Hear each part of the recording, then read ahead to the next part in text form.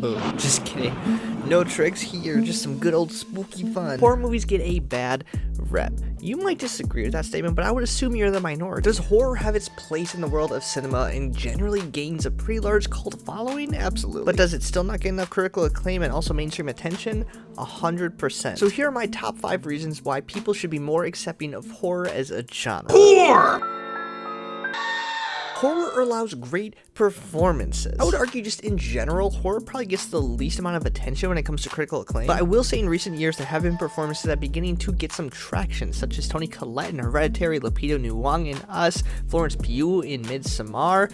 Each of these performances were some of the best of the year. However, still none of them were nominated. So the reason I think that acting is so much fun to watch in this genre is because you're able to do things you can't do in other genres. Whether it's something like a possession taking place or running away from a mass murderer that's trying to kill you, it can be really fun and explores different styles of acting that you really don't see elsewhere. Now, does this allow for bad acting? Absolutely. And I'm not trying to say that all horror acting is good. I'm just saying it has the potential to be incredible. In fact, I would say it has the highest ceiling of potentially good acting.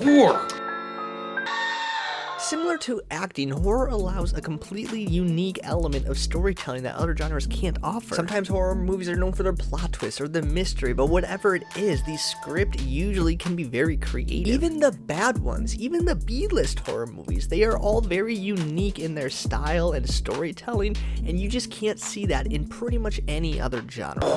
Along with the storytelling though, something that really helps horror movies is the suspension of disbelief. Like I said, acting has a large ceiling of potential, and I would say your suspension of disbelief is also very high when watching horror movies. The audience is already entering knowing that none of this can happen, so they're automatically going to buy into what is happening. The stories get crazy. None of this is real. I can't think of any horror movie that is 100% like, wow, this could happen, and that's why it's so much fun. To be completely honest, I think people should have a higher suspension of disbelief for most movies, but I'm just at least glad they can do it for horror. When you say the term horror, it's broad.